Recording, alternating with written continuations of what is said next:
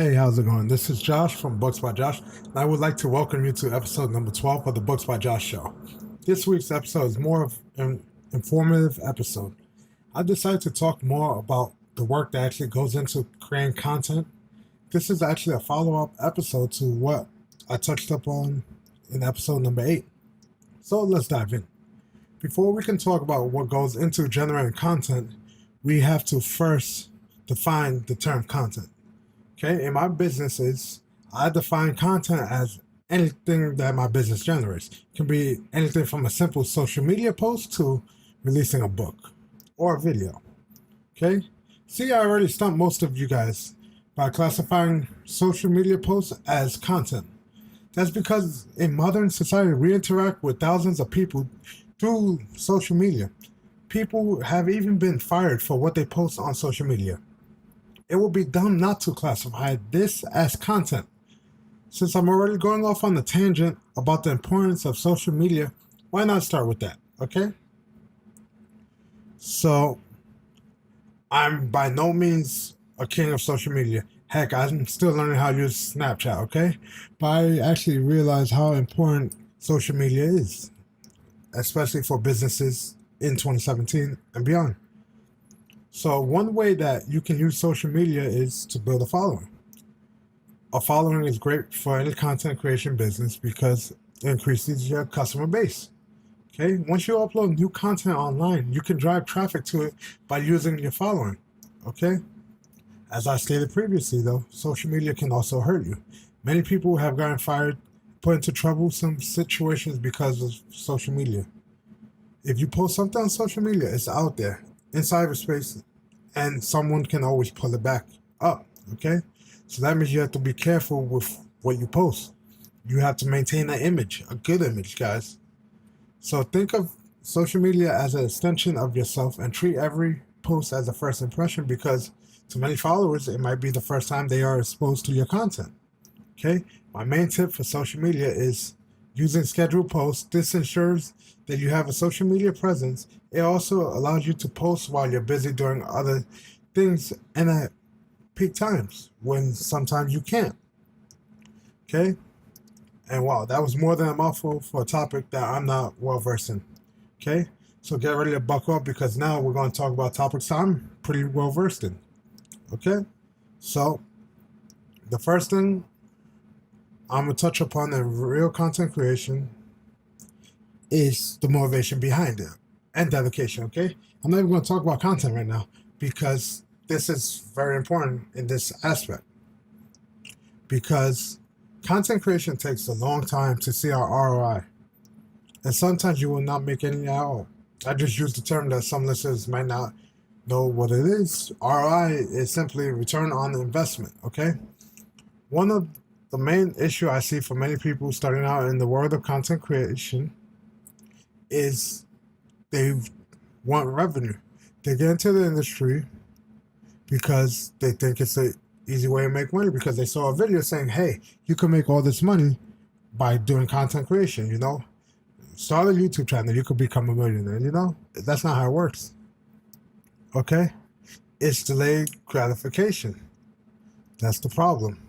Content creation is delayed gratification. What you put in, you don't always get back out. Okay?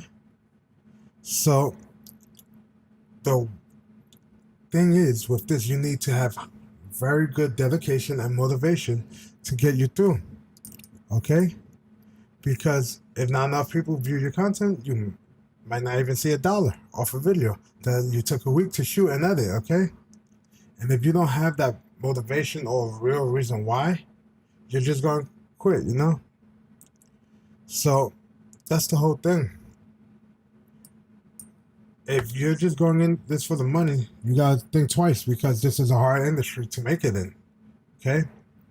So with that out of the way, let's actually talk. So first, let me talk about written blog posts, okay?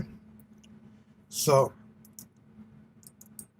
written blog posts, I have booksbyjosh.com. I write posts on there. My posts are usually entrepreneur-based topics, or I talk about philosophy. Okay? So the topics are entrepreneur-based. I get those from viewers like you sending me emails, or I also get it from people just talking to me in regular life, asking me questions.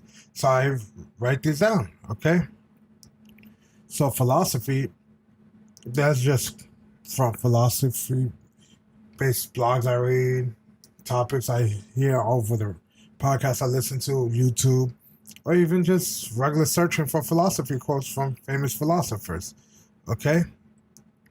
So, blog posts, the thing about blog posts is you have to make it enjoyable. Okay? Philosophy, I could just go on a tangent and I can describe what I think the quote means, you know? The entrepreneur based ones, I have to make it enjoyable so that you remember it, you know? So, it's not that easy to do because you're not writing fiction, you're writing nonfiction. You have to talk real life stuff. And it's sometimes hard to make that enjoyable. Okay? So the blog post is fun to do. And all you have to do is just sit there and write and post it, you know? So a good way to get the reader's attention is through fiction, and that brings us to the next part of content creation for me, which is actually writing books. Okay? It takes a lot of work to write a book. Okay? So the writing process could take up to a year, a couple years to write a book, because books require hours of brainstorming before you can even get to the writing part. So you have to figure out what kind of book you want. You have to figure out the premise, everything like that. Then when you have that, you have to figure out the characters, stuff like that. Then you have to create the skeleton of the book. Then you can actually write it, okay? But after you get to the writing phase, you sometimes sit there for hours staring at a screen with writer's block, okay? Or staring at a piece of paper. Not everybody, well, but I did. The good thing about writing a book is you fully get to express yourself, and the sky's the limit, because there's no one to tell you, oh no, that's wrong. You can't do that. It's your book. You do whatever you want. Okay? So the hardest part of the writing process, in my opinion, is making sure everything flows together. Okay? After writing the book is where the real fun starts, because you get to now edit your book. Unless you have money to burn on that editor, which can cost thousands of dollars, you will probably be editing this yourself. Okay? If you're self-published, you're definitely editing this yourself unless you have connections, okay? Editing is crucial because it ensures there are no errors in your book. You might not think it's a big deal if there's errors, but people won't buy a book that has errors because of reviews, okay? After you finish editing the book, next step is publishing it. Okay? And before that, you have to get a cover, which is self-explanatory, which is a whole nother mess. You can design it yourself, or you can pay somebody to design it or go Fiverr and get it done. Okay? So the whole thing is publishing, okay? Unless you have a publisher who's gonna get your book out there, get ready to do some legwork, okay? If you only want to publish your book as an ebook, then it's way easier. When I say that, it's because the main ebook marketplaces are Kindle, Barnes & Noble Nook, Kobo, and iBooks, okay? And Smashwords. So all you have to do is convert your doc to, you don't even have to convert it anymore. You could just upload or convert to EPUB, and that's it, okay? And they'll do everything for you, and just link up your bank accounts, and boom. Okay? If you want to sell your physical books, you have to do a little bit more. You have to purchase ISBN and find the printer or the company that's going to print a book per order. I personally use and recommend CreateSpace. Okay? Now that you have your books printed, now if you want to get into local bookstores, you have to call up these bookstores, go to these bookstores, and convince them to carry your book. Okay? So, after doing all of this, guess what? Now you have to promote your book through social media and other platforms. Right? That sounds like a lot of work? Well, welcome to the world of writing. A book, especially. Okay? So the next part of content creation that I want to talk about is actually creating videos. Okay? I touched upon this briefly in episode 8. Okay? Saying that you have to write out a script for the video before filming, then you shoot the video, and then edit, blah, blah, blah. But there's a lot more that goes into it. Okay? That's the Spark Notes. Get ready for a better version of that. Okay? So don't get me wrong. Some videos don't require a script. Okay, these videos are usually vlogs or daily videos. You walk around town, stuff like that. They don't require any script really because it's a day in life. Okay, for videos that have more production value, basically scripting, more than one person, stuff like that. More effort is actually required. Okay, when filming, you have to make sure you have good lighting because the lighting can mess up your shots so much. You have to make sure you have a decently quiet environment. If not, your audio is going to be jacked up. Okay? So, guess what? The video is never going to be done in one take. And shooting can take hours, depending on how long the video is. Okay? If you're doing it in one shot, there's something wrong with that. So, after shooting the video, you have to edit. Okay? Depending on how many footage and takes and stuff like that you're working with, this could also take a good amount of time. Okay? You gotta cut things, you have to edit stuff, put some effects and stuff like that.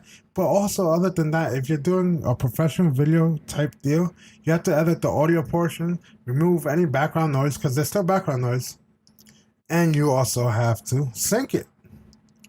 Okay? That's why in the movies you hear, or in the movies you see them with the chopper, that's how they sync the audio. Okay? With that noise, they listen for it.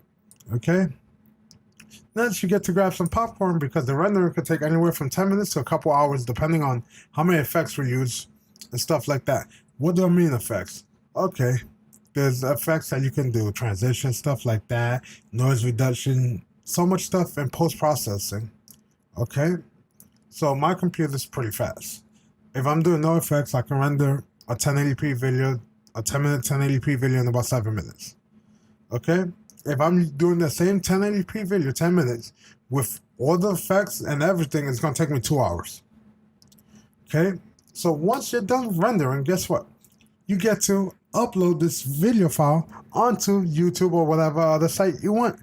And this could take some time too. So say if it's a 4 gig file and you're on, just say 100 up connection, well, that 4 gig file could take you up to 40 minutes to upload theoretically. Okay? I'm lucky enough to have a gigabit connection, so it only takes me a minute or two to upload a video. Okay? And after doing all that and uploading this video, you finally think you're done. Nope. Because now you get to advertise the video, because unless you're a big channel, then you won't generate that many views on your own. Okay? After explaining how much work goes into shooting and editing on these videos uploading, you're thinking you have to have this computer that's sitting behind me, or in front of me technically, with 3 screens, $1,000 6-core Intel processor, overclocked to 5 gigahertz, 32 gigs RAM, 2 graphics cards. No. Okay? If you have a smartphone, you can start off shooting videos like that. It won't be the best quality, but guess what? It'll be something, okay? As long as you put out quality videos, when I say quality, I'm not talking about the video quality. That has to be somewhat decent, so a smartphone will do here. But you have to put out good content, okay? You can shoot it there. On the phones, you can download iMovie on the iPhones. They come free since the iPhone 6 comes with iMovie. On Android, you can download different apps, okay, to edit your videos. I use Cyber Studio, Power Director on one of my tablets if I'm editing on the go, and stuff like that. Okay, and you can upload to YouTube from your phone, even live stream to YouTube from your phone now. Okay, but for me, if you guys want to know what I personally use the Adobe Creative Cloud Suite to do all my videos right now. Okay, so a final form of content creation that I want to touch upon today is actually what I'm doing right now, podcasting. Okay, podcasts, in my opinion, are kind of in between videos and blog posts. Why do I say that? Because podcasts allow me to fully express myself like a video, but at the same time, I'm teaching something like a blog post. Okay? I might sound crazy because video can technically be used for teaching material, especially I have a couple channels that do teaching on YouTube, but with podcasts, you can listen to it with the phone in your pocket. It's in the background, you know? Videos, you could do that. I could do that. I have YouTube Red, so the videos play in the background when my phone screen is off, but not everybody has that. Okay? Hence why podcasts are so good. Because if you're jogging, you can just turn on the podcast, put in the headphones, and go. Okay? So, just like a video, you can script out an entire episode of a podcast, all the main talking points. Okay? Or if you want, you could just wing it. For this show, I prefer scripting out most of it, and if I need to, I go off script. This episode is basically scripted out. I've gone off script like 7 times already, but I don't like free flowing the podcast because I tend to forget where I'm going off on the tangent, stuff like that. Okay, I have another podcast that we just, because there's 4 of us, we don't script anything, we just talk. And it's a conversation, but since this is just me, that's why I script this out.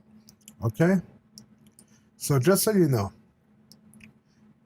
you might think, oh, you need a fancy microphone, fancy mixer, all this to create a podcast. Well, you technically can. I do. But you don't have to. Okay? Because if you want to make a podcast, and you, like I said before, if you have a smartphone, you can do it. Most of these smartphones, especially iPhones, come with headphones. Samsungs, the high-end Samsungs come with headphones, and they all have a built-in microphone, which is pretty decent because you can talk on the phone on it. So it's great for recording. And guess what? All the phones come with a voice recording app, voice memos on the iPhone. You know, Android it's a bit weird, so just download like Parrot. That's what I use if I'm recording something on my phone. And guess what? You can record right there. Okay, if you're on the computer, plug in your iPhone headphones, Samsung headphones, whatever headphones. If they have a 3.5 to the back of your computer in the pink slot for microphone, then you can use it there. And guess what? If you need software for the computer, you can use Audacity, which is free, to record the podcast. So after you have the podcast recorded, which is the .mp3 file, okay, if it's the .waves, you have to convert it to MP3. You can do that online for free. Now you have to edit if you didn't take in one take, stuff like that, remove background noise, blah, blah, blah. So you have to upload it, okay? Me personally, I upload it on my site because it requires an RSS feed so that iTunes, Google Play, Stitcher can pull it up. So I have Squarespace so I can upload through there. There's other ways of doing it. I personally am not a fan of doing it that way because it's a lot more work. But to track the listener, it's a lot easier. You can find all that online, okay? So that's basically it for this episode. But let me just take a second and be honest. There's a lot of people listening out there who are classified as a hater. I'm doing air quotes because I don't want to call them a real hater, but what I'm trying to say, these people are thinking, oh, who do you tell me this information, okay? Your content doesn't get that many views or downloads, so why should I take advice from you? Well, it's true, my Books by Josh videos don't gain that much exposure, but guess what? I have many other channels that do. I just don't talk about it here. Secondly, I like giving advice. You don't have to use it or even listen to me, okay? That's the beauty of content creation. The people who actually want to view my content can, and the others don't have to. Okay, nobody's forcing them. So that pretty much wraps up this episode of the Books by Josh Show. And if you like this episode, feel free to subscribe to the podcast. If you want more content, check us out on YouTube by searching Books by Josh or visit us online at booksbyjosh.com. Feel free to follow us on Twitter at Books by Josh or on Facebook at Books by Josh R. If you wish to support us and become a patron, you can go and do so at patreon.com/booksbyjosh. If you want a copy of my book, you can go on Amazon for the ebook, or you can get the physical copy through Amazon, Barnes & Noble, or even the signed version off of booksbyjosh.com. Anyways, guys, like always, I'll catch you guys in the next one. See ya.